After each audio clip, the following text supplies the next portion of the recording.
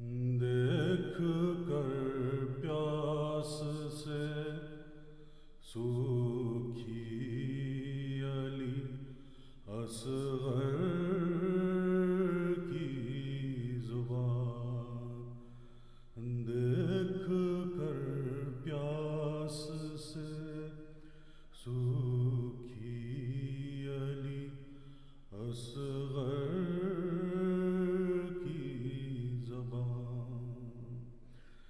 سنگ دل کیا بھلا، سنگ دل کیا بھلا دنیا کے ستمگر روئے، دیکھ کر پیاس سے سوکھی علی اصغر کی زبان، دیکھ کر عالم غربت میں کھڑے بابا کو،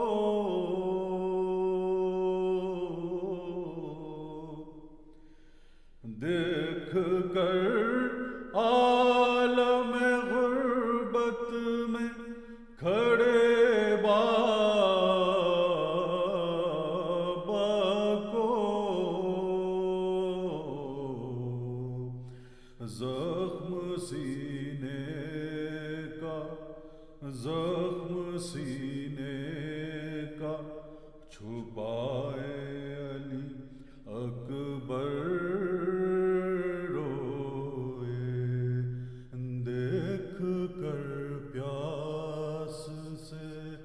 سوکھی علی اصغر کی زبان، سن کے اکبر کی صدا دشت بلا میں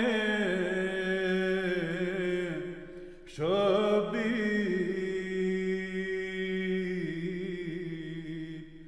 سن کے اکبر کی صدا دشت بلا میں شبیر، بیٹھ کے روئے کبھی، بیٹھ کے روئے کبھی ٹھوکریں کھا کر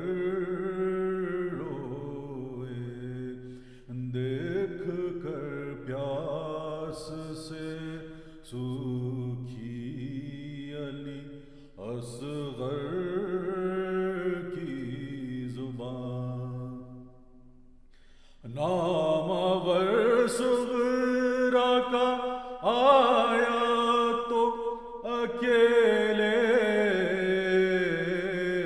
ہے حسین،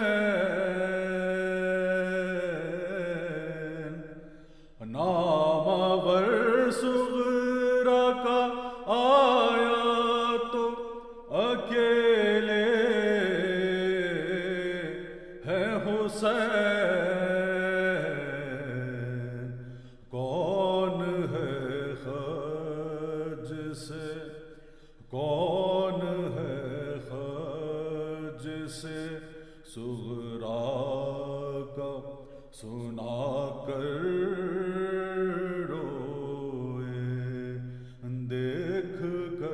پیاس سے سوکھی علی اصغر کی زبان، جب ستمگاروں نے کاٹا علی اصغر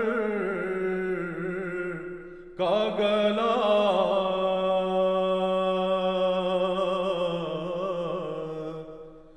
جب ستمگاروں نے کاٹا علی اصغر کا گلا،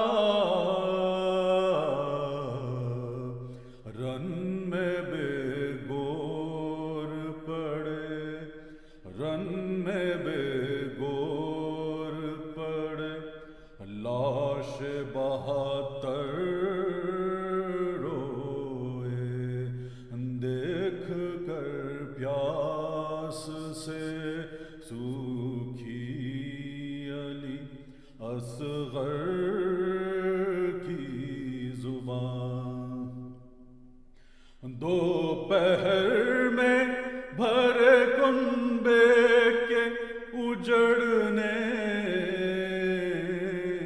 کی خبر،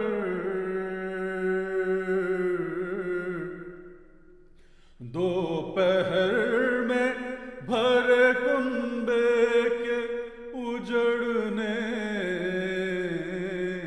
کی خبر، سن کے پھپھیوں سے صدا، سن کے پھپھیوں سے صدا، عابد مضطر روئے، دیکھ کر پیاس سے سوکھی علی اصغر کی زبان، بیردال نبی شام غریباں میں فیروز،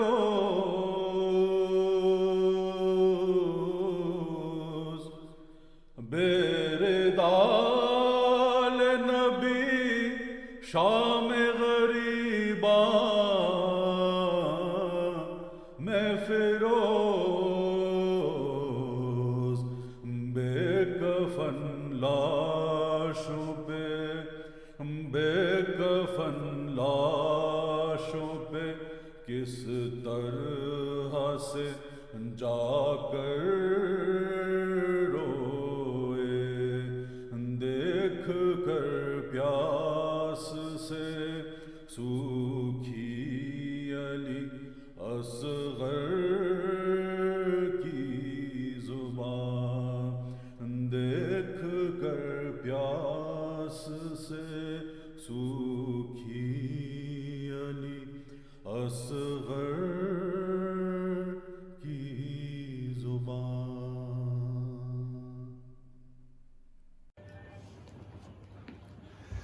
لا حول ولا قوة إلا بالله العلي العظيم. أعوذ بالله من الشيطان الرجيم. بسم الله الرحمن الرحيم. الحمد لله رب العالمين بارئ الخلائق أجمعين باعث الأنبياء والمرسلين، والصلاة والسلام والتحية والإكرام على البشير النذير السراج المنير سيدنا ونبينا وشفيعنا إن شاء الله أبي القاسم المصطفى محمد، اللهم صل عليه وعلى أهل بيته، مظاهر جلالك وجمالك واللعن على أعدائهم أجمعين. أما بعد، فقد قال الله تبارك وتعالى وقوله الحق: أعوذ بالله من الشيطان الرجيم. بسم الله الرحمن الرحيم. إن الصلاة تنهى عن الفحشاء والمنكر. یہ مجلس جو اس وقت آن لائن ہو رہی ہے برائے ایصال ثواب مرحوم سید علی ظفر عابدی ابن سید شوکت علی عابدی اور امام النساء بیگم بنت سید غضنفر علی عابدی اور سیدت الزہراء بنت سید محمد زین الدین، ہم بھی پڑھتے ہیں، آپ لوگ بھی پڑھیے ان مرحومین کے لیے ایصال ثواب کے طور پر۔ اللہم صل علی محمد و آل محمد، اللہم صل علی محمد و آل محمد، اللہم صل علی محمد و آل محمد۔ اعوذ باللہ من الشیطان الرجیم، بسم اللہ الرحمن الرحیم، الحمد للہ رب العالمین، الرحمن الرحیم، مالک یوم الدین، ایاک نعبد و ایاک نستعین، اهدنا الصراط المستقيم صراط الذين أنعمت عليهم غير المغضوب عليهم ولا الضالين. بسم الله الرحمن الرحيم. قل هو الله أحد الله الصمد لم يلد ولم يولد ولم يكن له كفوا أحد. بسم الله الرحمن الرحيم. قل هو الله أحد الله الصمد لم يلد ولم يولد ولم يكن له كفوا أحد. بسم الله الرحمن الرحيم. قل هو الله أحد الله الصمد لم يلد ولم يولد ولم يكن له كفوا أحد. كذلك الله ربي. اللهم صل على محمد وآل محمد، اللهم صل على محمد وآل محمد، اللہم صلی علی محمد وآل محمد وعجل فرجہم۔ یہ آیہ کریمہ جس کی تلاوت کی گئی ہے، ارشاد ہوتا ہے کہ نماز انسان کو برائیوں سے منع کرتی ہے۔ اگر ہم دیکھیں تو جس قدر قرآن مجید اور دین اور اسلام میں اہمیت نماز کی ہے، شاید کسی عبادت کی اس قدر اہمیت نہ ہو۔ چنانچہ رسول خدا صلی اللہ علیہ وآلہ وسلم فرماتے ہیں الصلاۃ عمود الدین، نماز دین کا ستون ہے۔ فإن قبلت قبل ما سواها، اگر نماز قبول ہے سارے اعمال قبول ہیں۔ وإن ردت رد ما سواها، اگر نماز قبول ہے سارے اعمال قبول ہیں۔ یا دوسری جگہ پر، یہ تو حدیث پیغمبر کی تھی، امام جعفر صادق علیہ السلام فرماتے ہیں اول ما یحاسب بہ العبد الصلاۃ، کل کو قیامت میں سب سے پہلا سوال و جواب حساب جو ہوگا وہ نماز کا ہوگا۔ فإن قبلت، اب اگر نماز ایکسپٹ ہو گئی، قبل سائر عملہ، بقیہ اعمال بھی اس کے قبول ہو جائیں گے۔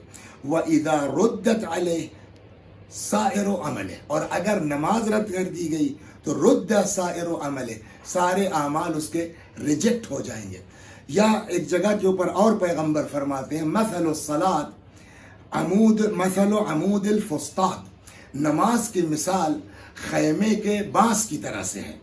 اذا ثبت العمود ثبتت الاطناب والاوتاد والغشاء، اگر وہ بانس صحیح سلامت ہے تو پورا خیمہ آپ کا باقی رہے گا۔ وَإِذَا انْكَسَرَ الْعَمُودُ، لیکن اگر بانس ہی ٹوٹ جائے تو پھر خیمہ ٹک نہیں سکتا ہے۔ مطلب یہ ہے کہ اگر نماز ہے تو نماز کے ساتھ سارے اعمال قبول ہوں گے، اور اگر نماز ہی نہیں ہے تو ہم چاہے جو نیکی کریں وہ ہماری نیکی مثل اس خیمے کے کہ اگر بانس نہیں ہے تو سارا خیمہ زمین پر آ جائے گا، ویسے ہی نماز کا حال ہے کہ ہم چاہے جتنی نیکیاں کریں، لیکن اگر ہم نماز نہیں پڑھ رہے ہیں تو ہماری کوئی نیکی قابل قبول نہیں ہوگی۔ دیکھیے اس میں کوئی شک نہیں ہے کہ ذکر امام حسین علیہ السلام ساری نیکیوں میں افضل ترین نیکی ہے۔ امام علیہ السلام فرماتے ہیں کہ من بکا علی الحسین ابکا وتباکا وجبت لہ الجنہ، جو حسین پر روئے، رلائے، رونے والے کی صورت بنائے، جنت اس کے اوپر واجب ہے۔ تو اب ذکر امام حسین علیہ السلام ضمانت کی گارنٹی ہے، لیکن یہ کب ہے؟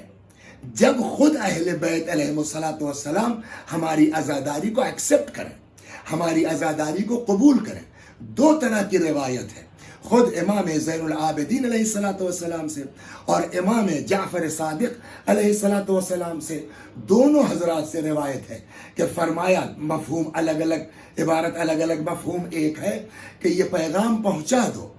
دیکھیے دنیا میں 14 معصومین کے علاوہ کوئی آدمی ایسا نہیں ہے جو اس بات کی جو ہے وہ ضمانت لے سکے کہ ہمارا عمل اس قابل ہے کہ ہم جنتی ہیں۔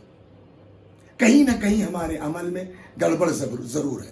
مثلا نماز ہی کے لیے ہے کہ نماز کے لیے کہ اگر آدمی، اگر دیکھیں یہاں دیکھ جائے، اگر آدمی 2 رکعت نماز خالصتاً من صلی رکعتین، اگر کوئی انسان 2 رکعت نماز پڑھ لے، لم یحدث فیہا نفسہ بشیء من الدنیا، اور اس 2 رکعت نماز میں کوئی دنیا کا خیال نہ آئے، تو پیغمبر فرماتے ہیں غفر لہ ما تقدم من ذنبہ، تو جو کچھ گزشتہ گناہ ہے انسان کے وہ سب معاف ہو سکتے ہیں صرف اور صرف 2 رکعت پر۔ لیکن شرط کیا اس 2 رکعت کے لیے کہ اس 2 رکعت نماز میں دنیا کا کوئی خیال نہ آئے۔ سوال، آیا ہم میں کوئی ایسا آدمی ہے جو گارنٹی لے سکتا ہے کہ اللہ اکبر تکبیر سے لے کر کے اور سلام تک ہماری پوری زندگی میں 2 رکعت نماز ہے جس میں خدا کے علاوہ کوئی تصور نہ آیا ہو، اللہ کے علاوہ کوئی تصور نہ آیا ہو؟ تو جب ہمارے نامہ عمل میں 2 رکعت نماز نہیں ہے ڈھنگ کی، تو ہم کیسے یہ دعویٰ کر سکتے ہیں کہ ہم اپنے عمل کی بنیاد پر بہشتی ہو سکتے ہیں یا ہم اپنے عمل کی بنیاد پر جنتی ہو سکتے ہیں؟ تو جب یہ بات طے ہے کہ ہم اپنے عمل کی بنیاد پر نہیں جا سکتے، تو اب صورت کیا ہے؟ کہ صورت ہے شفاعت کی۔ شفاعت کون کرے گا؟ سید الشافعین رسولullah صلی اللہ علیہ وآلہ وسلم کی ذات ہے، اور ایسی ذات مبارک ہے کہ یہ لوگ اگر چاہ لیں، وہ چاہے رسول اللہ ہوں، چاہے امام حسین علیہ السلام ہوں، بقیہ ائمہ ہوں، حضرت صدیقہ طاہرہ سلام اللہ علیہ ہوں، قرآن مجید شفاعت کرتا ہے، علماء شفاعت کرتے ہیں، مومنین شفاعت کرتے ہیں، شہداء شفاعت کرتے ہیں، اور ان سارے شفاعت کرنے والوں میں سب کے سید و سردار رسول اللہ صلی اللہ علیہ وآلہ وسلم کی ذات مبارک ہے۔ اگر وہ چاہ لیں تو ایک اشارے پر بڑے سے بڑا گناہگار معاف ہو سکتا ہے۔ خود قرآن کہتا ہے وَلَوْ أَنَّهُمْ إِذْ ظَلَمُوا أَنفُسَهُمْ جَاءُوكَ فَاسْتَغْفَرُوا اللَّهَ وَاسْتَغْفَرَ لَهُمُ الرَّسُولُ، وہ لوگ جنہوں نے گناہوں کی وجہ سے اپنے نفسوں پر ظلم کیا ہے، میرے پیغمبر اگر وہ آپ کے پاس آ جاتے اور آپ کے پاس آ کے استغفار کرتے، فَاسْتَغْفَرَ لَهُمُ الرَّسُولُ، اور ان کے ساتھ ساتھ ہمارا پیغمبر بھی ان کے لیے استغفار کر دیتا، لَوَجَدُ اللَّهَ تَوَّابًا رَحِيمًا۔ تو یہ لوگ دیکھتے کہ اللہ کتنا زبردست توبہ قبول کرنے والا ہے، اللہ کتنا زبردست رحم کرنے والا ہے۔ ایک اشارے پر پیغمبر اکرم صلی اللہ علیہ وآلہ وسلم اور بقیہ ائمہ معصومین علیہم السلام کے ایک اشارے کے اوپر انسان کی بخشش ہو سکتی ہے، انسان معاف ہو سکتا ہے، اس میں ذرہ برابر شک کی گنجائش نہیں ہے۔ میں آپ کو چھوٹی سی روایت ایک نقل کرتا ہوں، پھر آتا ہوں کہ اہمیت نماز کیا ہے۔ کہتے کل کو قیامت میں انسان کے نام اعمال کو تولا جائے گا، ووضع المیزان، ترازو پر رکھا جائے گا۔ ایک طرف انسان کے نیک اعمال ہوں گے، دوسری طرف انسان کے برے اعمال ہوں گے، دونوں اعمال کو رکھا جائے گا۔ اب معلوم ہوا وسیع حسن صاحب ہے، مولانا صاحب، اعمال رکھے گئے، نیکی ہلکی پڑ گئی، برائیاں وزنی ہو گئی، تو وہ پلڑا جھک جائے گا، نیکی والا پلڑا اٹھ گیا۔ نتیجہ کیا ہوگا کہ اس انسان کو جہنم کا حکم دے دیا جائے گا۔ جب جہنم کی طرف لے جایا جائے گا تو ظاہر سی بات ہے کہ آدمی آسانی سے تو جائے گا نہیں، اس کو فرشتے گھسیٹتے ہوئے جہنم کی طرف لے جائیں گے۔ اب جو روایات سے استفادہ ہوتا ہے یہ کہ یہ انسان جس کو فرشتے جہنم کی طرف گھسیٹ کے لے جائیں گے، یہ فرشتوں سے فریاد کرے گا، بھائی کچھ کرو، بھائی کچھ بتاؤ، بھائی کوئی جگاڑ کرو۔ فرشتہ کہے گا ہم لوگ حکم کے بندے ہیں، ہم کو جو آرڈر کیا گیا ہم اس کے خلاف نہیں کر سکتے۔ لیکن اگر خدا کسی کے لیے چاہے گا تو فرشتوں کے دل میں ڈال سکتا ہے۔ نتیجے میں کہ بعض روایتوں سے جو محسوس ہوتا ہے یہ کہ کچھ لوگ وہ ہوں گے جن کے لیے فرشتہ کہے گا اچھا ٹھیک ہے، لیکن یہ بھی مرضی خدا کی بنیاد پر ہوگا۔ وہ سامنے دیکھو رسول اللہ بیٹھے ہیں، تم ان کے پاس جاؤ، میں ترازو لے کے آ رہا ہوں۔ اب یہ انسان جائے گا، یا رسول اللہ، فریاد کرے گا میں آپ کے حسین کا ذاکر ہوں، میں آپ کے حسین کا جو ہے وہ شاعر ہوں، میں نے آپ کے حسین پہ گریہ کیا ہے، ٹھیک ہے بلاؤ۔ تب تک فرشتہ ترازو لے کے پہنچ جائے گا، رکھو بھائی ان کے اعمال کو، ایک عمل میں ترازو میں ہمارا گناہ رکھے جائیں گے، دوسرے جو ہے پلڑے میں ہماری نیکیاں رکھی جائیں گی۔ ہوا وہی، نیکی کا پلڑا بھاری وہ ہلکا، برائیوں کا پلڑا بھاری، نتیجے میں پھر معاملہ تو گڑبڑ ہے تمہارا، یا رسول اللہ کچھ کیجیے۔ اب یہاں پر روایت یہ کہتی ہے کہ حضرت کوئی چیز نکالیں گے اور وہ پلڑا جو ہلکا ہو گیا ہماری نیکیوں کا، اس پر پیغمبر اکرم صلی اللہ علیہ وآلہ وسلم کچھ رکھ دیں گے۔ پیغمبر کے رکھتے ہی کیا ہوگا، معاملہ پلٹ جائے گا۔ جو نیکی کا پلڑا ہمارا اٹھا ہوا تھا وہ نیچے ہو جائے گا اور برائی کا پلڑا ہلکا ہو جائے گا، یعنی بچ گئے۔ اب جب انسان بچ جائے گا تو وہ پیغمبر سے پوچھے گا یا رسول اللہ وہ کیا رکھا تھا آپ نے میرے نام عمل والے پلڑے کے اوپر؟ پیغمبر کا جواب ہوگا مجھ کو تمہارے کسی ہدیے کی ضرورت نہیں ہے، تم لوگ جو دنیا میں میرے اوپر درود بھیجتے تھے، صلوات بھیجتے تھے، وہ تمہارا درود اور صلوات یہاں ڈپازٹ ہوتا تھا، وہ ہم نے تمہارا ہی بھیجا ہوا صلوات، بھیجی ہوئی صلوات میں نے اس میں رکھ دی ہے۔ تو وہ اگر چاہیں تو ایک لمحے میں بڑے سے بڑے گناہگار کی شفاعت ہو سکتی ہے بہشتی، لیکن شرط یہ ہے کہ وہ چاہیں۔ اور ان کا فرمانا یہ ہے کہ جو میں نے آپ کی خدمت میں عرض کیا، چوتھے امام سے بھی روایت ہے، چھٹے امام سے بھی روایت ہے کہ باقاعدہ امام صادق علیہ السلام نے اپنی شہادت سے پہلے حکم فرمایا کہ سارے میرے خاندان والوں کو، کنبے والوں کو اکٹھا کرو، اور اس وقت سب لوگ اکٹھا ہوئے، اور اس آخری لمحے میں امام صادق علیہ السلام نے فرمایا کہ کہ یہ پیغام پہنچا دو کہ جو بھی نماز کو ہلکا سمجھے گا، دیکھیے نہ پڑھنا اور ہے، پڑھتا ہے آدمی ہم لوگوں کی طرح سے، بس اٹھے 2 رکعت نماز پڑھی اور جا کر کے سو گئے جیسے ہم لوگ کرتے ہیں، ہلکا سمجھے گا۔ امام فرماتے ہیں لا تنالو شفاعتی من استخف بالصلاۃ، ہماری شفاعت اس آدمی کے شامل حال نہیں ہو سکتی جو نماز کو ہلکا سمجھتا ہے۔ یا دوسری جگہ روایت میں ہے کہ لا تنالو شفاعتی الی تارک الصلاۃ، ہماری شفاعت اس انسان کو نہیں ہو سکتی جو نماز نہیں پڑھتا ہے۔ تو سارے اعمال کی قبولیت کا دار و مدار نماز کے اوپر ہے۔ میں اس سے انکار نہیں کرتا ہوں کہ ذکر حسین نجات کا باعث ہے، لیکن اسی وقت ہے کہ جب خود حسین چاہے تب نہ، جب امام سجاد چاہے تب نہ، اور امام کہتے ہیں کہ تم لاکھ کچھ کرو لیکن اگر میرے خدا کے نہیں ہو تو میرے بھی نہیں ہو، میرے اللہ کی تم نے نماز نہیں پڑھی تو میں بھی اللہ کا دیا ہوا اختیار تمہارے لیے جو ہے وہ استعمال نہیں کروں گا۔ امام رضا علیہ السلام 8ویں امام فرماتے ہیں اسی نماز کے سلسلے میں الصلاۃ قربان کل تقی، نماز ہر متقی کے لیے اللہ کی قربت کا ذریعہ ہے۔ ایک جگہ تو عجیب و غریب ہے، پیغمبر فرماتے ہیں، اچھا آپ عقل سے بتائیے اس حدیث کے بعد کہ اگر کوئی انسان کافر ہے، وہ چاہے جتنی بڑی نیکی کرے، کافر ہے، کوئی عمل قابل قبول ہے؟ خب یہاں پیغمبر فرماتے ہیں من ترک الصلاۃ متعمدا فقط کفر، جو نماز کو جان بوجھ کے چھوڑ دے وہ انسان کافر ہے۔ یا ایک جگہ یہاں نہیں ہے، اصول کافی میں ظاہراً روایت ہے، 6 امام سے سلام اللہ علیہ فرماتے ہیں کہ زنا کرنے والا کافر نہیں ہے، نماز نہ پڑھنے والا کافر ہے۔ سوال، زنا اتنا بڑا گناہ ہے جس پر کوڑے پڑیں گے، وہ جرم کرنے والا آدمی کافر نہیں ہے، نماز نہ پڑھنے والا کافر ہے؟ اس کا سیدھا جواب یہ ہے، مفہوم جو حضرت کا ہے وہ عرض کریں کہ آدمی جب زنا کرتا ہے یا کوئی بھی گناہ کرتا ہے اس کا کوئی نہ کوئی سبب ہوتا ہے، اس کا کوئی نہ کوئی ریزن ہوتا ہے، اس کا کوئی نہ کوئی کاز ہوتا ہے۔ زنا کرتا ہے آدمی کم از کم موٹے طور پر 2 ریزن ہیں وہاں۔ نمبر 1 شہوت غالب آ گئی ہے، عقل اس کی فیل ہو گئی ہے۔ نمبر 2 اس عمل کے ساتھ ولو لمحے کے لیے انسان کو لذت کا احساس ہوتا ہے، تو وہاں ایک سبب ہے، ایک ریزن ہے۔ سوال امام کہتے ہیں پوچھو اس نماز نہ پڑھنے والے سے کہ تم نماز کیوں نہیں پڑھتے ہو؟ پاگل ہو گئے ہو جو نماز نہیں پڑھتے ہو؟ دیوانے ہو گئے ہو جو نماز نہیں پڑھتے ہو؟ کرک ہو گئے ہو جو نماز نہیں پڑھتے ہو؟ یا نماز نہ پڑھنے میں لذت ملتی ہے؟ کوئی جواب نہیں اس کا۔ تو اب وہ سبب کیا ہے؟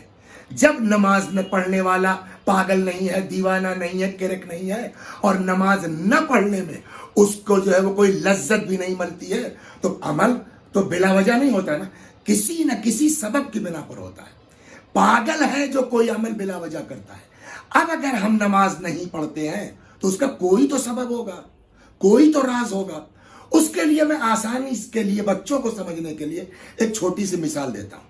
مثال کے طور کے اوپر ہمارے دروازے کے اوپر ہے، بڑا سی جگہ ہے، دروازہ ہے جیسے دیہاتوں میں عام طور پر ہوتا، بچے کرکٹ کھیل رہے ہیں بچے کرکٹ کھیل رہے ہیں، اتنے میں اتفاق سے یہ ہمارے میزبان جن کے یہاں رہ کے میں یہ مجلس ریکارڈ کروا رہا ہوں، عرفان صاحب بھوپال کے رہنے والے، یہ اتفاقاً کسی غرض سے چلے گئے ہم سے ملنے کے لیے ہمارے گاؤں میں۔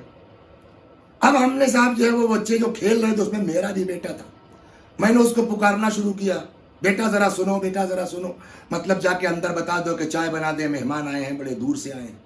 لڑکا ہمارا مثلا بالنگ میں ہے یا بیٹنگ میں ہے اور بالکل آخری اوور ہے، 2-4 رن بچے ہوئے ہیں، لاکھ باپ چیختا رہے، نہیں سنتا ہے۔ میں فریاد کرتا رہا، میرے بیٹے نے نہیں سنا۔ اتنے میں میرا چھوٹا بھائی آ گیا، کیا بات ہے بھائی جان؟ میں نے کیا رشتہ ہے؟ جیسے اس نے یہ کہا وہ دوڑتا ہوا گھر میں چلا گیا۔ تھوڑی دیر کے بعد پھر اندر سے کھٹکھٹانے کی آواز آئی، مطلب چائے بن گئی، منگوا لو۔ اب میں نے پھر لڑکے کو پکارنا شروع کیا، جاؤ چائے لے آؤ۔ اب وہ بالنگ سے بیٹنگ میں آ گیا تھا، آ رہے ہیں سنتے ہی نہیں۔ اتنے میں میرے بڑے بھائی آ گئے، کیا بات ہے؟ میں نے کہا اس سے کہتا ہوں اندر جاؤ، سنتا نہیں۔ انہوں نے کہا وہ دوڑا ہوا چلا گیا۔ تو اب یہ بیچارے عرفان صاحب کہنے لگے، مولانا صاحب یہ لڑکا آپ ہی کا ہے۔ میں نے کیوں؟ آپ کو کیسے اس بات پہ شک؟ کہنے لگے نہیں، آپ کے چھوٹے بھائی نے کہا دوڑا ہوا چلا گیا، آپ کے بڑے بھائی نے کہا दौड़ा हुआ चला गया, आपकी नहीं सुनता। मैंने कहा भाई मामला ये है कि ये बड़े मियाँ टाइट बहुत हैं, महल्ले के लड़के डरते हैं इनसे, इसको खौफ है इनकी नहीं सुनेंगे, कभी दो तमाचे लगा देंगे। छोटा वाला दोस्त बनाए हुए है, उससे मोहब्बत बहुत इसको है, इसलिए उसकी सुन लिया।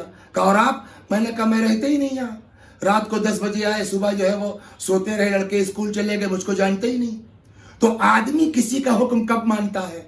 या हुक्म देने वाले का डर दिल में हो, या हुक्म देने वाले से मोहब्बत इंसान के दिल में हो। बड़े भाई का डर इसके दिल में है, छोटे भाई की मोहब्बत इसके दिल में है। मेरी ना मोहब्बत इसको है, ना मेरा डर इसके दिल में है। तो अब यह तय हुआ कि आदमी जो अमल करता है तो या तो हाकिम का डर हो तब आदमी काम करेगा, या हाकिम से इश्क हो, मोहब्बत हो, तब इंसान काम करेगा। अब जो इंसान नमाज नहीं पढ़ता है उससे पूछिए क्यों नहीं पढ़ते हो? 2 ही सबब है, या हाकिम का डर हो तब करेगा, या हाकिम से इश्क हो तब करेगा। नमाज न पढ़ने वाला नमाज न पढ़ करके ये बात साबित कर रहा है कि हमको हाकिम यानी अल्लाह से न इश्क है, न अल्लाह से जो है उसका खौफ हमारे अंदर है। तो जिसके अंदर ना खुदा का डर हो, ना खुदा से मोहब्बत हो, वो ला इलाहा इल्लल्लाह कहने की बुनियाद पर मुसलमान कहलाएगा। इसीलिए पैगंबर सल्लल्लाहु अलैहि वसल्लम ने फरमाया, मन तरका सलात मुतअम्मिदन फकत कफर। जो जानबूझ करके नमाज को तर्क करता है वो इंसान काफिर है। अब आइए साहब, हम नमाज के लिए तो खड़े हो गए, लेकिन आया हर इंसान जो नमाज पढ़ता है क्या उसकी नमाज सही है, क्या उसकी नमाज दुरुस्त है? अब एक मजलिस में तो सारी बातें नहीं कही जा सकती, 1-2 चीजें आधे घंटे जो बचे हैं उसमें मैं अर्ज करता हूं। नंबर 1, नमाज के शराइत में कुरान कहता है ला तक़रबुस सलात व अंतुम सुकारा, खबरदार नमाज मत पढ़ना, नमाज के करीब मत जाना। व अंतुम सुकारा, जबकि तुम नशे में हो। तो इसका मतलब यह है कि नशे की हालत में हम नमाज नहीं पढ़ सकते हैं। लेकिन यह नशा क्या है? आया सिर्फ शराब का नशा है? इमाम सादिक अलैहिस्सलातु वस्सलाम ने मौला ए कायनात हजरत अमीरुल मोमिनीन सलामुल्लाह अलैह से नकल फरमाया है। यह रिवायत 2 जगहों पर आपको मिलेगी, मआनिल अखबार में भी है और बिहारुल अनवार जिल्द नंबर 70, वहां भी यह रिवायत है। इमाम सादिक अलैहिस्सलातु वस्सलाम कहते हैं कि मेरे जद मौला ने फरमाया अस्सुक्र अर्बअ सकरात, नशा सिर्फ शराब का नहीं होता, नशा 4 तरह का होता है। नंबर 1 सुक्र शराब, पहला नशा क्या है? शराब का नशा। कुरान भी वही कह रहा है, खबरदार जब नशे के आलम में हो तो नमाज के लिए मत खड़ो, हत्ता तअलमू मा तक़ूलून, कम से कम ये पता हो तुम क्या कह रहे हो। तो पहला नशा क्या है? शराब का नशा है। लेकिन मौला के बकौल सिर्फ शराब ही का नशा थोड़ी है, और भी नशे हैं। दूसरा सुक्रुल माल, दौलत का नशा। दौलत का नशा जब इंसान को आता है तो सबसे पहली चीज जो इंसान के अंदर आती है वो गुरूर, घमंड और किब्र। मालूम हुआ जमात की नमाज हो रही है, हमको अगली सफ में अगर जगह नहीं मिली तो हमारे को नमाज में हमें लुत्फ नहीं आ रहा, मजा नहीं आ रहा है। दीन कहता खबरदार पहले ये माल वाला नशा उतारो, जहां जगह मिल जाए, मोमिनीन के पैरों के नीचे जगह मिल जाए वहां खड़े हो जाओ। अगर ये जज्बा है तब मेरी बारगाह में आओ। हम मगरूर को पसंद नहीं करते। एक जगह हदीस कुदसी में है, अल किब्रिया और रिदाई, तकब्बुर और गुरूर मेरा हक है, बंदा थोड़ी गुरूर कर सकता है। तो पहला नशा शराब का नशा। 2 सुक्रुल माल, माल का नशा। 3 सुक्रुल नौम, नींद का नशा। नींद में भी आदमी जब सो के उठता है तो उसको एक तरीके से गुनूदगी जब रहती है तो समझ में नहीं आता। कुरान ये कहना चाहता है कि खबरदार होश में आ जाओ, नहीं हो रहा तो नहा लो, 2 कदम टहल लो, होश में आ जाओ तब नमाज पढ़ो। चौथा नशा सुक्रुल मुल्क, इख्तिदार का नशा, हुकूमत का नशा। आप IAS हैं, आप IPS हैं, आप SDM हैं, आप DM हैं, आपको शर्म आती है कि आप जो है वो जीने के पास खड़े होकर के जमात में नमाज पढ़ें, तो खबरदार तुम नमाज ही मत पढ़ो। जा करके जब ये नशा उतर जाए तब मेरी बारगाह में आओ। चुनांचे मैंने जो आयत पढ़ी वो यही कहती है कि नमाज का मकसद ही ये है कि अस्सलातु तन्हा इन्नस्सलाता तन्हा عن الفحشاء والمنکر، نماز انسان کو برائیوں سے دور کرتی ہے، اور اگر نماز میں یہ صفت نہیں ہے تو روایت کہتی ہے کہ ایسی نماز نہیں ہے۔ من لم تنہہ الصلاۃ عن الفحشاء والمنکر، اگر کسی کی نماز اس کو برائیوں سے نہیں روک پا رہی ہے، لم یزدد من اللہ الا بعدا، وہ نماز پڑھ کے خدا سے قریب نہیں ہوگا بلکہ اور دور ہو رہا ہے۔ اگر نماز تو اب کیا کریں کہ جو ہے وہ ہمارے اندر یہ صفتیں پیدا ہو جائیں؟ ایک چیز میں آپ کی خدمت میں نقل کرتا ہوں جو نماز ہی نہیں بلکہ ہر عمل میں اہم ہے، ہر عمل میں ضروری ہے، بغیر اس کے ہمارا کوئی عمل قابل قبول۔ اور اکثر میں یہ بات اپنی مجلسوں میں کہتا رہتا ہوں کہ ممکن ہے کہ انسان کا عمل 4 آنے کا ہو، ثواب لاکھوں میں ہو، ممکن ہے انسان کا عمل لاکھوں کا ہو اور ثواب 54 کا نہ ہو۔ وہ کون سی چیز ہے درمیان میں؟ مولا کائنات امیر المؤمنین سلام اللہ علیہ فرماتے ہیں طوبی لمن اخلص للہ العباد والدعاء۔ کیا کہنا اس انسان کا، طوبی، کیا کہنا اس انسان کا کہ اخلص للہ العبادت والدعاء، جو اللہ کے لیے اپنی عبادت اور دعا کو خالص کر لے۔ یعنی اس کا مطلب یہ ہے کہ جب تک ہمارے عمل میں خلوص نہیں پیدا ہوگا، تب تک ہمارے عمل اخلاص پیدا نہیں ہوگا، تب تک ہمارے عمل سے کوئی فائدہ نہیں ہے۔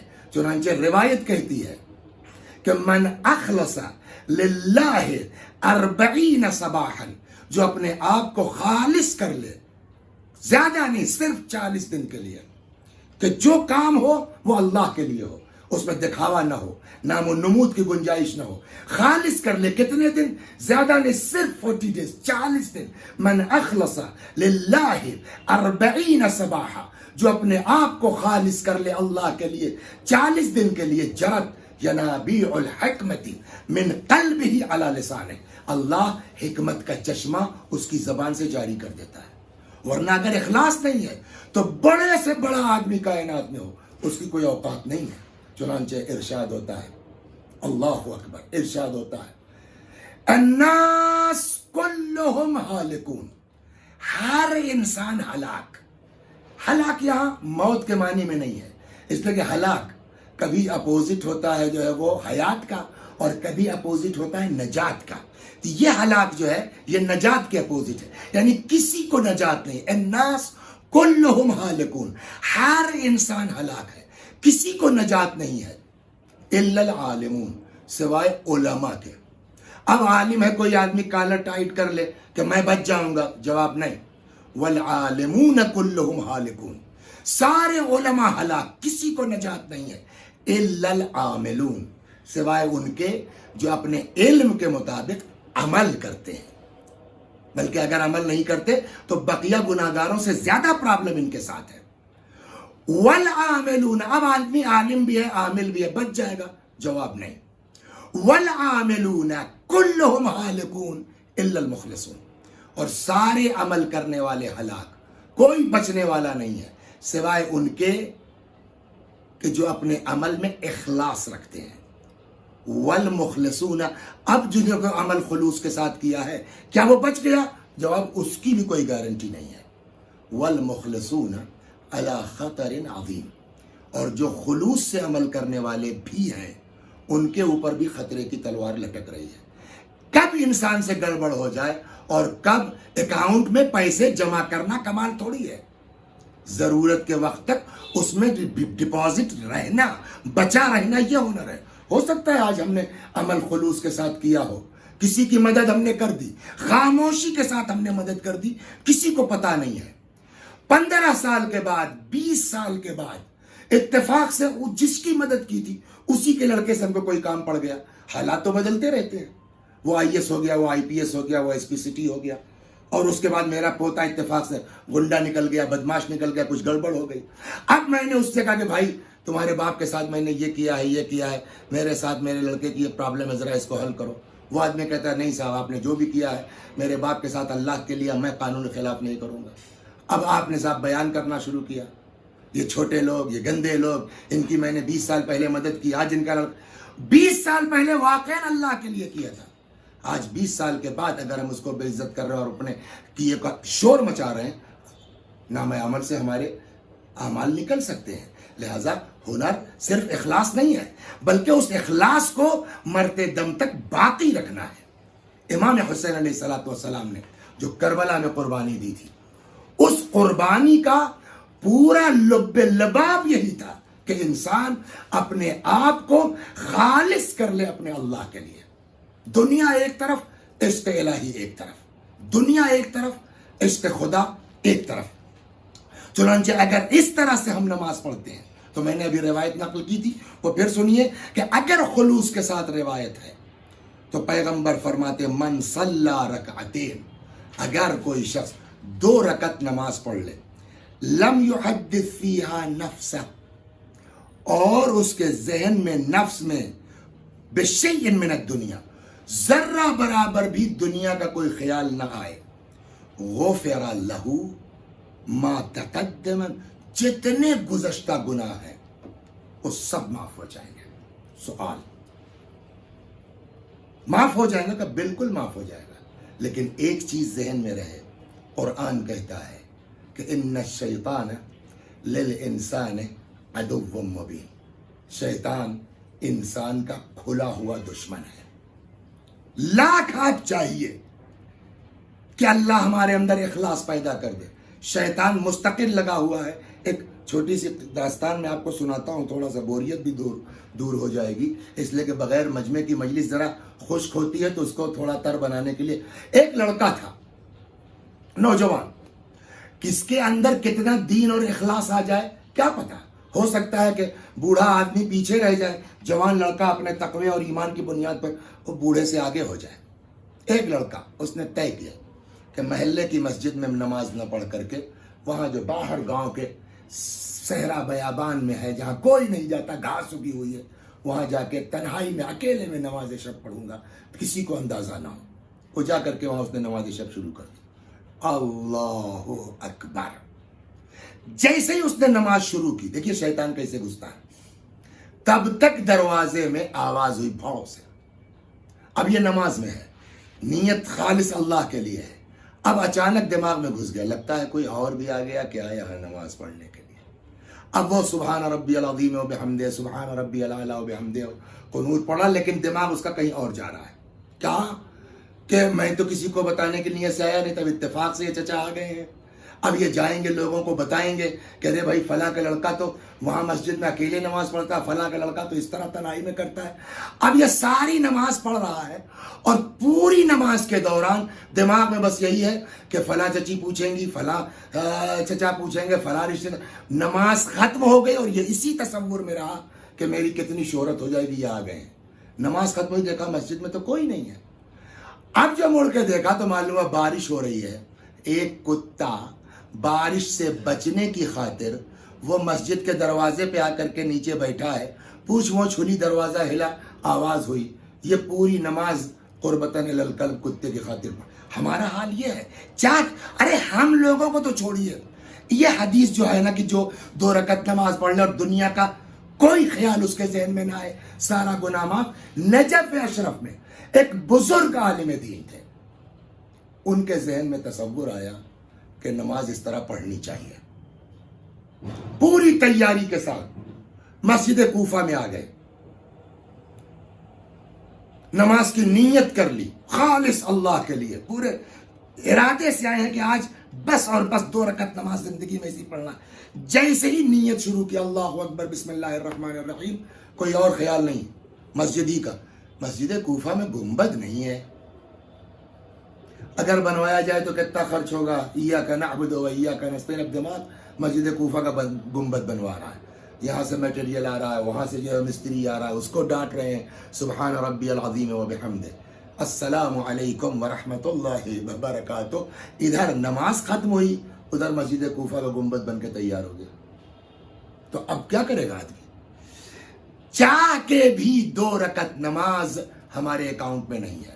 اب جب ہمارے اکاؤنٹ میں نہیں ہے، اب دیکھیے ایسے لوگوں کے لیے میں واپس آ رہا ہوں، اب جب ہمارے اکاؤنٹ میں 2 رکعت نماز بھی نہیں ہے تو کیا ہم گارنٹی لے سکتے ہیں کہ اپنے اعمال کی بنیاد کے اوپر ہم بہشتی ہو سکتے ہیں؟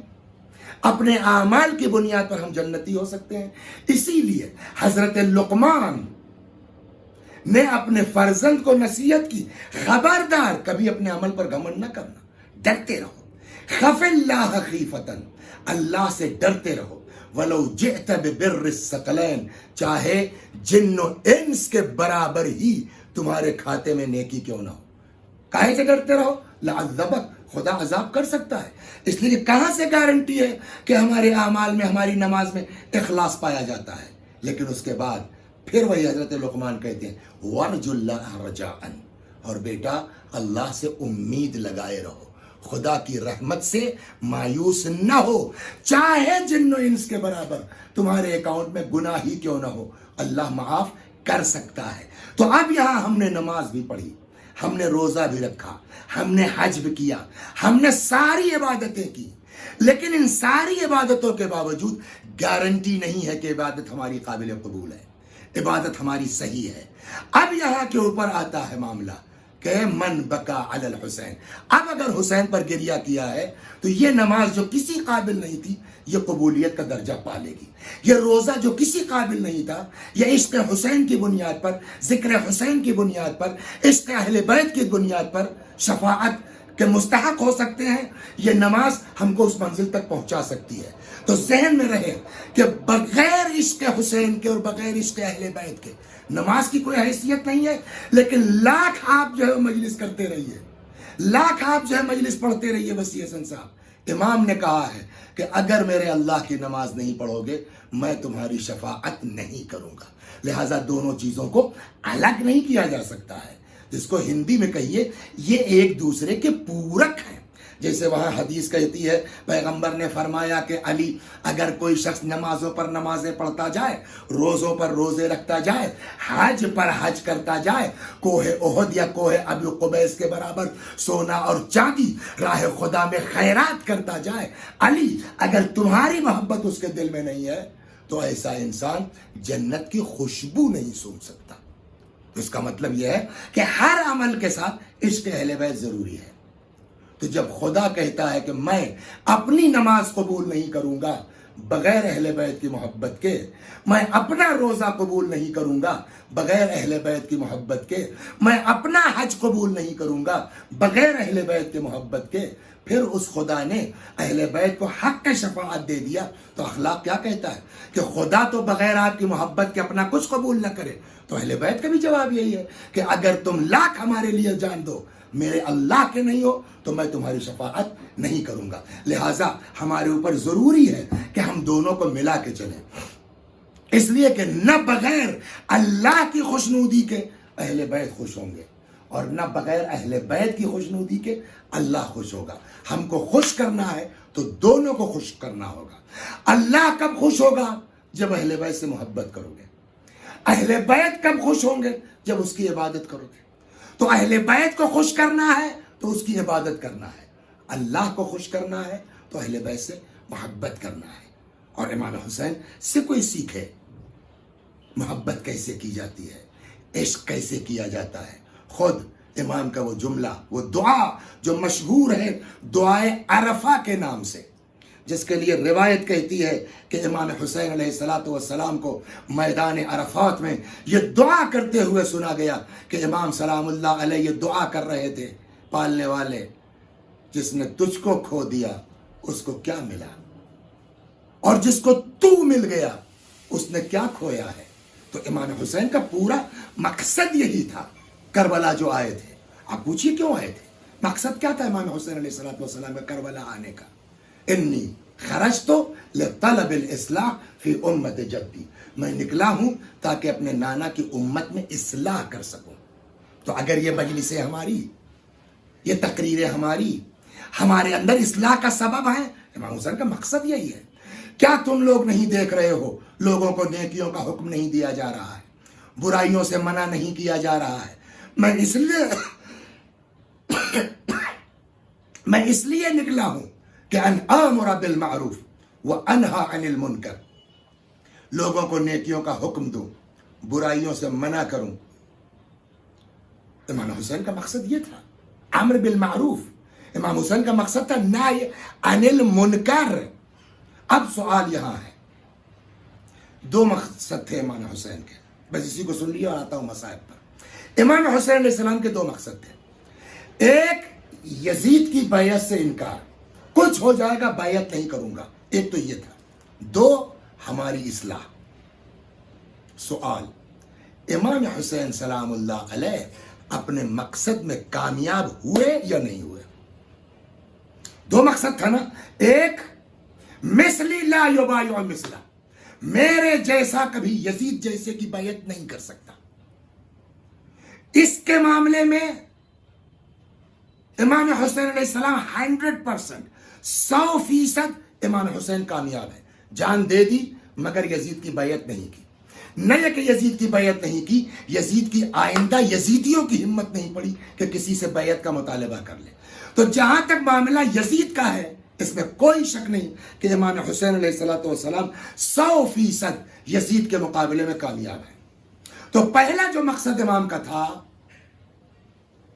یزیدیت کو بے نقاب کرنا، اس میں امام حسین علیہ السلام 100% کامیاب ہے۔ دوسرا مقصد کیا تھا؟ اصلاح امت، اصلاح معاشرہ، امر بالمعروف، نہی عن المنکر، ہم کو سدھارنا۔ سوال، امام کامیاب ہوئے یا نہیں کامیاب؟ میری ہمت نہیں کچھ کہنے کی، میں کہتا ہر آدمی گھر میں بیٹھ کے اپنا حساب خود کرے کہ ہمارے مقابلے میں امام حسین علیہ السلام کامیاب ہوئے کہ نہیں ہوئے۔ اس کی میں مثال دے دوں آسانی سے، میں کچھ نہیں کہوں گا، میری ہمت نہیں ہے کچھ کہنے کی، آدمی خود اپنے تئیں گھر میں بیٹھ کر کے فیصلہ کرے۔ ایک ماسٹر جی تھے، ماسٹروں کی تنخواہ بھی ماشاءاللہ ٹھیک ٹھاک ہے، 80,000 90,000 تنخواہ پا رہے ہیں، پرانے ماسٹر ہیں، لیکن جب بھی وہ ہمارے یہاں ملنے آئے، نہ بیوی کے جسم پر صحیح ڈھنگ کی چادر تھی، نہ ان کے پیر میں صحیح ڈھنگ کا چپل تھا۔ ایک دن میں نے کہا ماسٹر صاحب 80-90 ہزار روپیہ تنخواہ پاتے ہیں آپ، یہ کیا آپ نے اپنی بھگل بنا رکھی ہے؟ قاعدے کے پہنیے، اور یہ اللہ جمیل ہے، یحب الجمال، خدا پسند کرتا ہے، اللہ کو پسند ہے کہ اس کی نعمت کا بندہ اظہار کرے، یہ کیا پھٹے پرانے پہن کے ٹہل رہے ہیں آپ؟ ڈھنگ کا لباس پہنیے۔ ان کا جواب تھا مولانا صاحب آپ کو میری تنخواہ پتہ ہے، میری آمدنی پتہ ہے، میرا خرچہ معلوم ہے آپ کو؟ میں نے کیا خرچہ ہے بھائی؟ 2 لڑکے، خرچہ کیا اس میں؟ کہ وہی تو مسئلہ ہے، ایک لڑکا میرا MBBS کر رہا ہے، جس کے لیے میں نے ایجوکیشن 50 لاکھ کا لون لیا ہے، اس میں آدھی سے زیادہ تنخواہ تو میری چلی جاتی ہے لون بھرنے میں، اس کے بعد خود لڑکے کا وہاں خرچہ، لاجنگ فوڈنگ، نتیجے میں 80-90 ہزار پاتا ہوں، 70 ہزار تو میرا خرچ ہو جاتا ہے ایک لڑکے کے اوپر، دوسرا لڑکا بھی پڑھ رہا ہے 10-5 ہزار اس کے اوپر خرچ ہوتا ہے، میرے پاس تو کچھ نہیں بچا سوائے اس کے جو گاؤں سے غلہ آ جاتا ہے، کبھی کبھی تو بجلی کا بل دینے میں دقت ہوتی، تو میں نے کیوں اتنا خرچ کر رہے ہیں آپ، کیوں اتنا برباد کر رہے ہیں؟ اپنا اطمینان سے کھائیے پیجیے۔ جواب کیا ہے باپ کا؟ ایک امید پہ برداشت کر رہا ہوں، کل کو میرا لڑکا ڈاکٹر ہو جائے گا، کل کو میرا لڑکا انجینئر ہو جائے گا، اس امید پر باپ فاقہ کر رہا ہے، ماں پھٹی چادر پہن رہی ہے، ابلے ہوئے چاول کھا رہے ہیں۔ وجہ کیا ہے اس مصیبتوں کے برداشت کرنے کی؟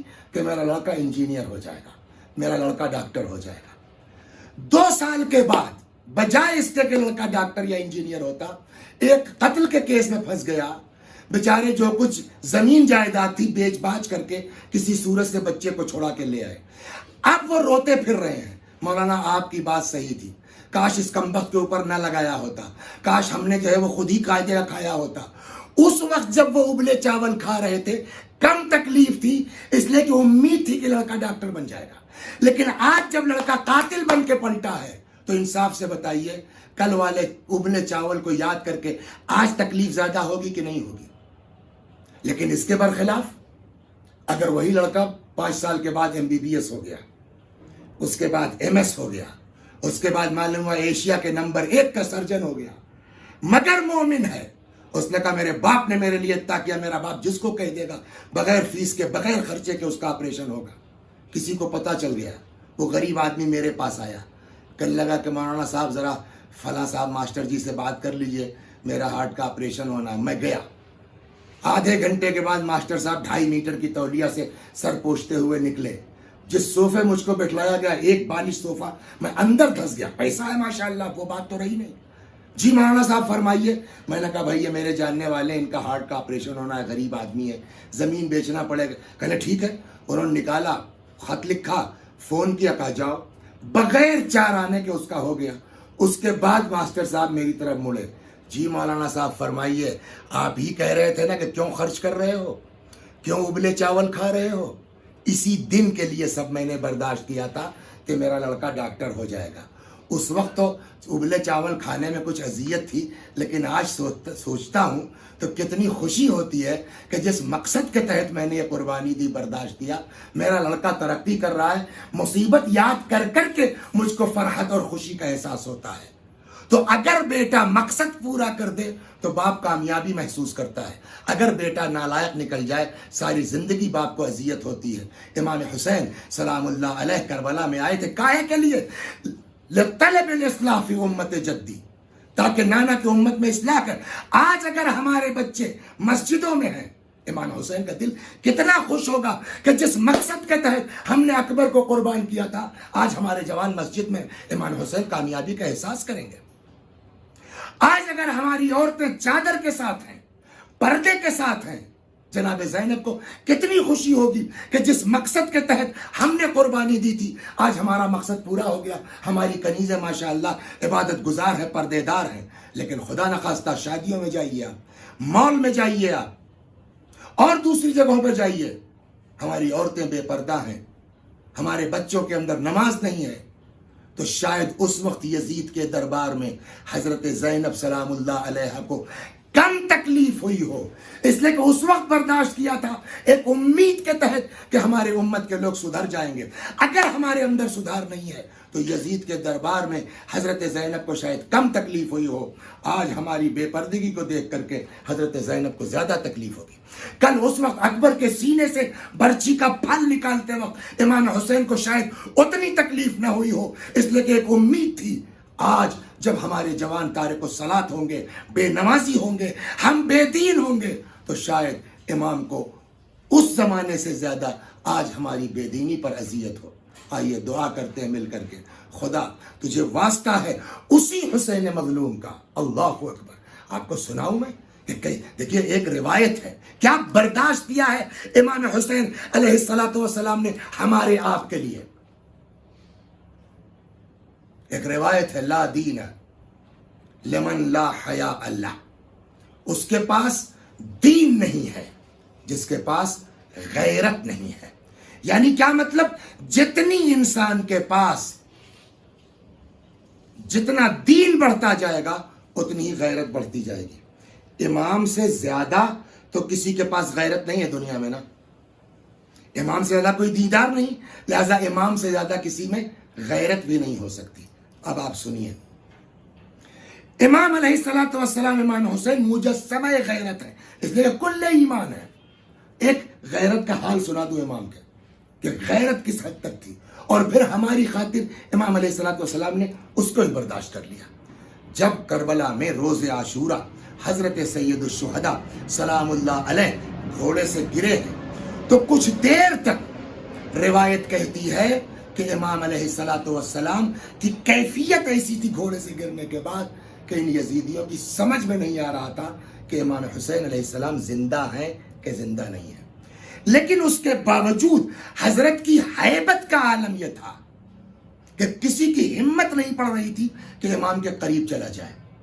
ایک فوجی یزیدی کہتا ہے میں بتا سکتا ہوں کہ امام زندہ ہے کہ نہیں زندہ ہے. کسی نے کہا بولو کیسے؟ کرو کو ابھی بتاتا ہوں. آیا, امام کے قریب کھڑا ہو کر کے خیمے کی طرف رخ کر کے چلاتا ہے, ارے تم لوگ خیموں کی طرف کہاں جا رہے ہو؟ اس جملے کا سننا تھا کہ اس عالم میں روایت کہتی غیرت کا یہ حال ہے کہ امام حسین علیہ الصلوۃ والسلام کوہنیوں سے ٹیک لگا کے اٹھنے لگے اور فرمایا تمہاری جنگ مجھ سے ہے, تمہاری جنگ مجھ سے ہے, میرے بچوں نے کیا بگاڑا ہے. یہ امام حسین سلام اللہ علیہ کی غیرت کا عالم ہے. آپ بتائیے انصاف سے, کیا امام حسین علیہ الصلوۃ والسلام کی غیرت یہ ہے حضرت زینب کے اندر کم غیرت ہوگی؟ لیکن اس ساری غیرت کے باوجود آپ تاریخ پوری اٹھائیے, ایک بار بھی جناب زینب سلام اللہ علیہ نے بد دعا کی؟ اکبر کی لاش آ گئی, روئی تڑپی، یہاں تک تاریخ میں ہے کہ گر پڑی اکبر کے لاشے پر، فرمایا یا لیتنی کنت ھذا اليوم عمیا، کاش میری آنکھوں میں بینائی نہ ہوتی، لیکن بد دعا نہیں کی۔ عباس کی خبر آ گئی، حضرت زینب سلام اللہ علیہا نے بد دعا نہیں کی۔ 11 محرم کو امام حسین علیہ السلام کی لاش مبارک پر آئیں، بد دعا نہیں کی، لیکن یہی زینب، آپ دیکھیے امام حسین نے کیا کیا ہے ہمارے لیے، یہی حضرت زینب سلام اللہ علیہ۔ میں نے تو نہیں پڑھی ہے یہ روایت، میں نے نہیں دیکھی ہے یہ روایت، میرے ایک استاد نقل کرتے تھے کہ جب امام علی علیہ السلام چوتھے مرحلے میں خلیفہ ہوئے ہیں اور مدینے سے کیپٹل منتقل کیا ہے کوفے، تو پہلے خود آ گئے تھے، کچھ دنوں کے بعد جب مکان کا انتظام ہو گیا ہوگا تو اب کہتے ہیں وہ کہ جناب امام حسن علیہ السلام پورا قافلہ لے کر کے کوفے آئے۔ کوفے کے دروازے پر جب یہ پہنچے تو قافلہ روک دیا امام حسن علیہ السلام نے، کوفے میں بابا کو پیغام کہلوایا ہم لوگ آ گئے ہیں، کیا فرماتے ہیں؟ وہاں سے مولا کا جواب آیا قافلہ وہیں روک دو، رات میں کوفے میں داخل ہوگا۔ اس میں کہنے کی ضرورت نہیں کیوں کہا گیا ہے، لیکن اب اس 20 سال 22 سال کے بعد زندگی میں کبھی جناب زینب کو یہ واقعہ یاد آیا ہو یا نہ یاد آیا ہو، جب یہ قافلہ کربلا سے اسیر ہو کر کے آیا ہے پھر کوفے کے دروازے پر روکا گیا ہے، اور اب جب کوفے کے دروازے پر روکا گیا تو حضرت زینب نے پوچھا کیوں روکا گیا ہے، اور جناب زینب کو بتایا گیا کہ شہر کو سجایا جا رہا ہے، شہر کی آئینہ بندی ہو رہی ہے۔ وہ زینب، غیرت دیکھیں گے آپ، علی اکبر کی شہادت پہ بد دعا نہیں کی، عباس کے مرنے پہ بد دعا نہیں کی، حتیٰ امام حسین سلام اللہ علیہ کی شہادت کے بعد بھی حضرت زینب نے بد دعا نہیں کی۔ لیکن جب دروازے کوفے پر قافلہ روکا گیا ہے اور بی بی کو بتایا گیا کہ شہر سجایا جا رہا ہے، تب شہزادی نے فرمایا آؤ تم لوگ بیویو، میں ہاتھ بلند کرتی ہوں، بد دعا کرتی ہوں، تم لوگ آمین کہو۔ یہ غیرت ہی کی بات تو تھی، لیکن جیسے ہی ہاتھوں کو اٹھایا نظر پڑ گئی امام حسین علیہ السلام کے اوپر، دیکھا امام کی آنکھوں سے آنسو جاری ہے، بی بی تڑپ گئی، بھیا کیا بات ہے، اے ماں جائے کیوں گریا کر رہے ہو؟ اس وقت سر بریدہ سے آواز آئی تھی بہن اسی طرح سے بھرے دربار میں چلے جاؤ۔ یہ امام حسین علیہ السلام نے غیرت کا بھی سودا کر لیا، کاہے کے لیے؟ آج کے لیے، تاکہ ہم دیدار ہو جائیں، تاکہ ہم مذہبی ہو جائیں، تاکہ ہم پردے دار ہو جائیں۔ آج پھر وہی بات کہوں گا، آج اگر ہم نمازی ہیں، ہم پردے دار ہیں، ہم متقی ہیں، امام حسین کی روح کتنا خوش ہوگی کہ جس مقصد کے تحت میں نے قربانی دی تھی میرا مقصد پورا ہو گیا۔ لیکن اگر خدا نخواستہ اس سب کے باوجود ہمارے اندر نماز کا جذبہ نہیں ہے، عبادت کا جذبہ نہیں ہے، تو کل امام کو کم تکلیف ہوئی ہوگی، آج ہماری بے دینی کو دیکھ کے امام کو زیادہ تکلیف ہوگی۔ کیسی کیسی چیزیں برداشت کی ہیں اہل بیت نے۔ ایک چھوٹی سی داستان آپ کو سناتا ہوں اور ختم و دعا امام حسین علیہ السلام سے ہی متعلق، اسی غیرت کے متعلق، بس آخری فقرے اور ختم و دعا۔ کہتے ہیں سلمان فارسی اپنے باغ میں کچھ کام کر رہے تھے، ایک یہودی آ گیا، کہتا سلمان میری ایک بیٹی اپاہج ہے، بہت دعا کی، ڈاکٹر کے پاس گئے، کوئی فائدہ نہیں، ہم لوگوں کے آئے بیٹھتے ہیں، موسیٰ کو وسیلہ قرار دیتے ہیں، دعا کرتے ہیں، قبول ہو جاتی ہے اکثر، وہ بھی نہیں ہوا، تم اپنے نبی کے بہت بڑے صحابی ہو، تم دعا کر دو، شاید اللہ تمہاری سن لے، جو کہو کہ پیسہ دوں گا۔ سلمان نے کہا پیسہ نہیں چاہیے، گارنٹی سے بیٹی تیری ٹھیک ہو جائے گی، مگر پیسے کے بجائے وعدہ کر، اگر ٹھیک ہو جائے تو مسلمان ہو جائے گا تو۔ اس نے کہا ٹھیک، کہا آؤ، کہاں؟ کہا طبیب کے پاس چلتے ہیں۔ وہ کہتا ہے بہت طبیبوں کو دکھلا لیا، کہا نہیں میں جہاں لے چلتا ہوں۔ آئے سلمان لے کے مولا کے پاس، دروازہ کھٹکھٹایا، کیا بات ہے؟ سلمان نے پوری داستان بیان کی۔ مولا نے کہا تشت لاؤ، لگن لاؤ، لگن آئی، پانی بھر دو، پانی۔ اگر امیر المؤمنین چاہتے تو اس بچی کو شفا نہ ہوتی، لیکن حضرت کو آگے معلوم ہے کیا ہونے والا ہے، لہٰذا خود نے کچھ نہیں کیا، پانی بھر دو، حسین کو بلاؤ۔ امام حسین علیہ السلام تشریف لائے، فرمایا اس میں ہاتھ ڈال دو۔ بعض کتابوں میں ہے کہ امام نے ہلکا سا اس لڑکی کے منہ پر چھینٹا مار دیا، اندھی تھی، فوراً اس کی آنکھیں بینا ہو گئیں۔ امام علی علیہ السلام نے فرمایا لے جا، اس کو نہلا دینا، اور بھی جو بیماریاں اس کے اندر کی ہیں سب دور ہو جائیں گے انشاءاللہ. لے کے چلا گیا. دوسرے دن واپس آتا ہے, کہتا اشہد اللہ الہ الا اللہ و اشہد ان محمدن رسول اللہ. یا امیر المؤمنین, میں مسلمان ہوتا ہوں, میری بیٹی آپ کے صدقے میں ٹھیک ہوئی. اب جب یہ مدینے سے جانے لگا تو ایک دن آیا, کہتا یا امیر المؤمنین, میرے لیے یہ لڑکی مر چکی تھی, مردہ تھی, آپ کی وجہ سے اس کو حیات ملی ہے. میں جا رہا ہوں شام, شام کا رہنے والا تھا, میں جا رہا ہوں شام, میں سوچتا ہوں اس کو یہیں چھوڑ دوں, کچھ دین و ایمان سیکھ جائے گی, آپ کی بیٹیوں کی خدمت کرے گی. امام نے کہا جاؤ. وہ چلا گیا. سال میں آتا ہے ایک آدھ بار, امام کی زیارت کرتا ہے, بچی سے ملتا ہے, چلا جاتا ہے. یہاں تک کہ وہ لڑکی جوان ہو گئی. اب کی جب وہ شامی آیا, جانے لگا, امام نے کہا کہ اپنی بیٹی کو واپس لے کے جا ساتھ. اس نے کہا مولا میری بیٹی نے کچھ غلطی کی ہے؟ کہا نہیں, ہر چیز کا ایک وقت ہے, ایک عمر ہوتی ہے, اس کے بھی شادی کے وقت ہے, کوئی رشتہ مل جائے گا شادی کر دینا. وہ لے کے چلا گیا. شام کا رہنے والا ہے, وہ مدینے والوں کی بات تو نہیں ہے اس کے اندر, ہاؤ بھاؤ دیکھے گا آدمی. اب یہ لڑکی جو اپاہج تھی, اندھی تھی, نابینا تھی, امام حسین علیہ السلام کے صدقے میں جو ٹھیک ہوئی تھی, اب یہ جو جوان ہوئی تو بڑی خوبصورت, اس کے حسن کے چرچے ہونے لگے شام میں, اور یہ بات دربار تک پہنچ گئی. یزید کا رشتہ آیا, اس نو مسلم نے ہاؤ بھاؤ دیکھ کر کے اس رشتے کو ایکسپٹ کر لیا. وہ اندھی اپاہج لڑکی جو کل تک زینب کی خدمت گزار تھی, اب یہ یزید کے محل میں ہے, یزید کی بیوی کی حیثیت سے. جو مرثیوں وغیرہ میں آپ سنتے ہیں امیر انیس کے ہند, یہ ہند کا بیک گراؤنڈ یہ ہے. لیکن تربیت کا اثر ہوتا ہے, پرورش کا اثر ہوتا ہے. اہل بیت علیہ السلام کو لے جا کے قید خانہ شام میں قید کر دیا گیا. چونکہ پرورش زینب کی تھی, چونکہ تربیت اہل بیت کے گھر کی تھی, لہٰذا یہ سن کر کے اس کو بے چینی ہوئی. اس نے یزید سے کہا سنا ہے کچھ قیدی آئے ہیں ہمارے قید خانے میں؟ کہا ہاں. کہا میں ان سے ملنا چاہتی ہوں. یزید نے کہا دن میں نہیں, رات میں جانا. میں سمجھتا ہوں شاید اس کو یہ ڈر تھا کہ کہیں دن میں پہچان نہ لے, اس کو ہی پتا کہاں سے پڑھ کے آئی ہے. رات آئی. تاریخ کہتی ہے کہ ایک کنیز چراغ لیے ہوئے, ایک کرسی ہاتھ میں لیے ہوئے چلی آ رہی ہے, ساتھ میں ہند ہے.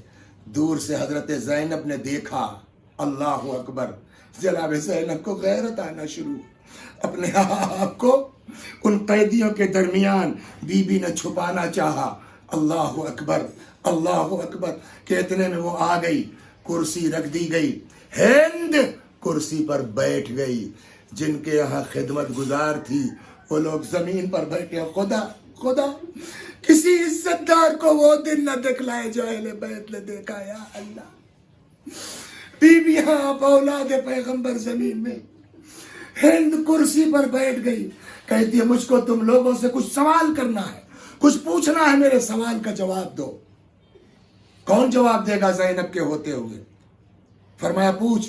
کہتی ہے من ای البلاد انتن, کہاں کی رہنے والی ہو تم لوگ, کس شہر کی رہنے والی ہو؟ فرمایا ہم مدینے کے ہیں. ہند کہتی ہے عرب ہر شہر کو مدینہ کہتے ہیں, تم کس مدینے کی ہو؟ کہتی ہے ہم فرماتی ہم مدینۃ الرسول کے رہنے والے ہیں. یہ ہے پرورش کا اثر, یہ ہے تربیت کا اثر. جیسے حضرت زینب نے کہا ہم مدینہ پیغمبر کے ہیں, ہند کرسی سے اٹھی زمین میں بیٹھ گئی. بی بی نے کہا کیوں زمین میں بیٹھ گئی؟ کہا اس لیے کہ آپ رسول اللہ کے شہر کی رہنے والی ہے نا. اب بی بی کے دل پہ کیا گزر گئی ہوگی, نا آپ کے شہری کے ہونے کا اتنا احترام ہے. اس کے بعد کہتی ہے اچھا یہ بتاؤ اگر تم لوگ مدینے کی رہنے والی ہو تو قریش سے واقفیت ہے, محلہ بنی ہاشم کو جانتی ہو؟ کہاں جانتی ہو؟ کہا اگر محلہ بنی ہاشم کو جانتی ہو تو ایک بات بتاؤ, میرے مولا کے گھر کو جانتی ہو؟ علی کے گھر آنے سے واقفیت ہے؟ کہا ہاں علی کے گھر کو بھی جانتی ہو. کہا بس ایک سوال کا جواب دے دو, جب علی کے گھر کو جانتی ہو تو کیا میری بیوی زینب کو بھی جانتی ہو؟ اب یہ وقت تھا کہ جب حضرت زینب نے سر جھکا لیا, ہند تڑپ گئی کیا ہو گیا میری بیوی کو، کیوں میری بیوی کے نام پر تم چپ ہو گئی ہو، کیوں جواب نہیں دے رہی ہو؟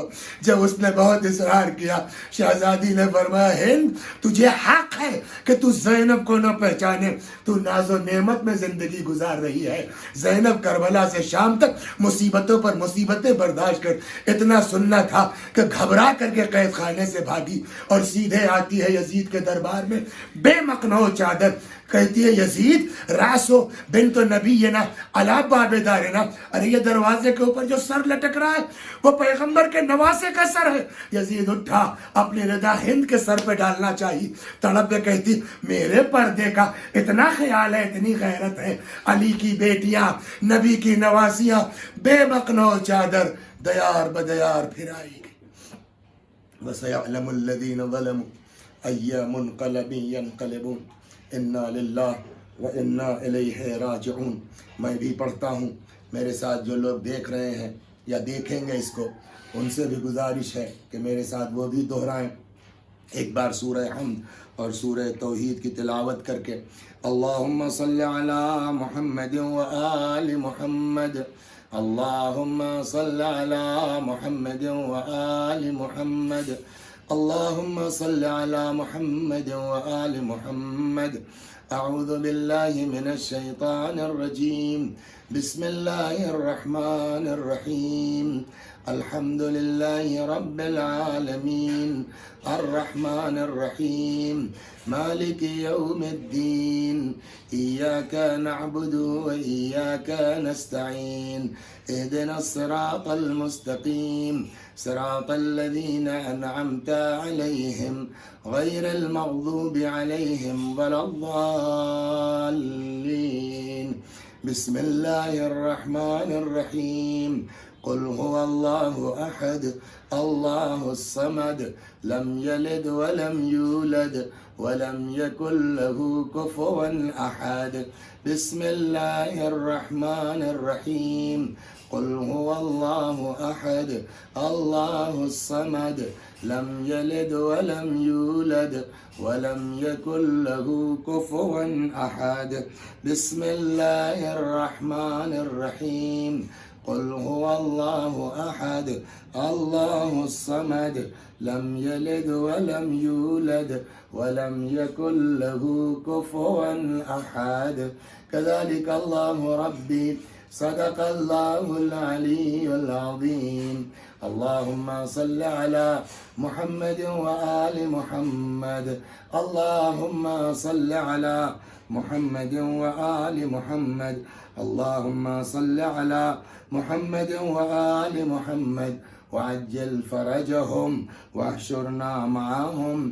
پروردگارہ سورہ حمد و توحید و صلوات اور اس مجلس عزا کا ثواب مرحوم سید علی ظفر ابن سید شوکت علی اور مرحومہ امام النساء بیگم بنت سید غضنفر علی اور سیدۃ الزہرا بنت سید محمد زین الدین کی روحوں تک پہنچا دے، ان کے گناہوں کو بخش دے، چوار معصومین میں جگہ کرامت فرما۔ یا اللہ ہمارے گناہوں کو بخش دے، ہمارے ماں باپ کے گناہوں کو بخش دے، ہمیں اعمال خیر کی توفیق کرامت فرما۔ یا اللہ ہم سب کو اس دنیا میں قبر حسین علیہ السلام کی زیارت، آخرت میں شفاعت حسین علیہ السلام نصیب فرما۔ ہمارے مولا، ہمارے آقا، ہمارے مالک، ہمارے صاحب، ہمارے سید و سردار امام زمانہ کو ہم سے راضی اور خوشنود فرما، حضرت کے ظہور میں تعجیل فرما۔ وآخر دعوانا ان الحمدللہ رب العالمین۔ حسین حسین حسین حسین حسین حسین حسین حسین حسین حسین حسین حسین۔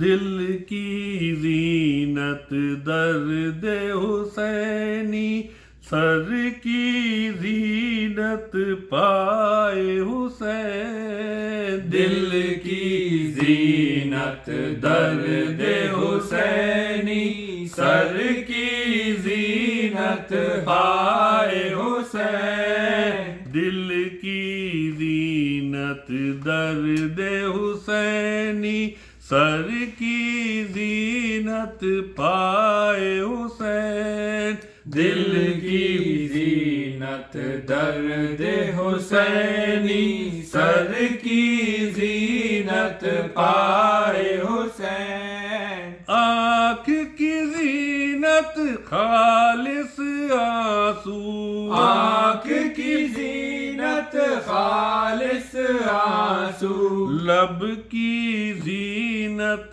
ہائے حسین، دل کی زینت درد حسینی، سر کی زینت پائے حسین، اپنی اپنی صنف و سن کے کیسے نمائندے نکلے، اپنی اپنی صنف و سن کے کیسے نمائندے نکلے، کرب و بلا کے تپتے بن میں، کرب و بلا کے تپتے بند میں، چھانٹ کے جن کو لائے حسین، دل کی زینت درد حسینی، سر کی زینت